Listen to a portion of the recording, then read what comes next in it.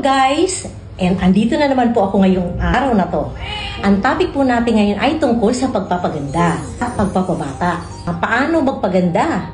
Napakadaling tanong yan para sa aming mga dermatologists. Kaya yan ang trabaho talaga namin yung magpaganda ng mga tao. Ngayon, ang problema kadalasan na na-encounter ko, yung mga nagkakaedad na. Siyempre kung nagkakaedad ka na, bumabagsak na yung eyelid mo, yung eye bags mo, lumulobo na. Tsaka kapag tumatanda ka rin, bumabagsak yung pisngi mo. Bumabagsak na yung mga fats mo from here to there.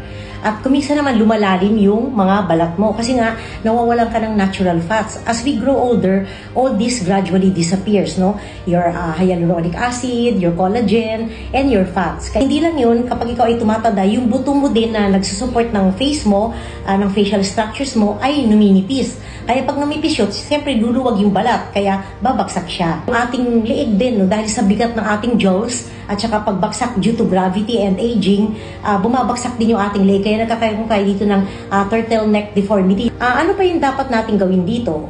Kapag alam mo na ang problema ng isang tao ay yung bony prominence, then you can fill up, no? Fill up the depressions, yung mga lumalim na lugar dyan. Pwede mong fill up ng fillers, no?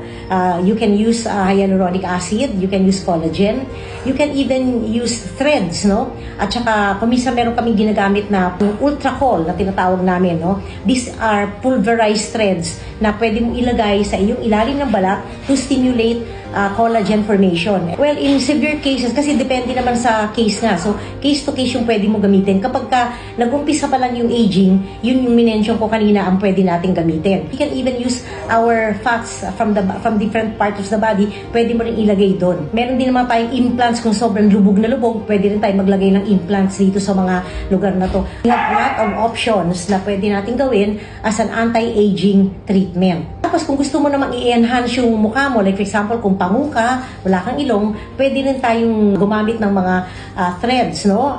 Recently, nag-training ako dun sa threads na ginagamit from Korea na napakaganda talaga ng epekto sa ilong niya, no?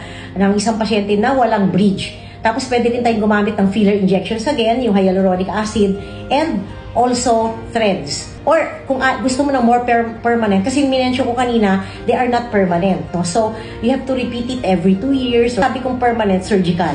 Yung mga surgical procedures, they can last a lifetime. Ang facial treatment naman, if you have a lot of pimples, then you can do facial treatments para maging malinis, walang butlig-butlig, walang umbok-umbok, walang mga nana-nana.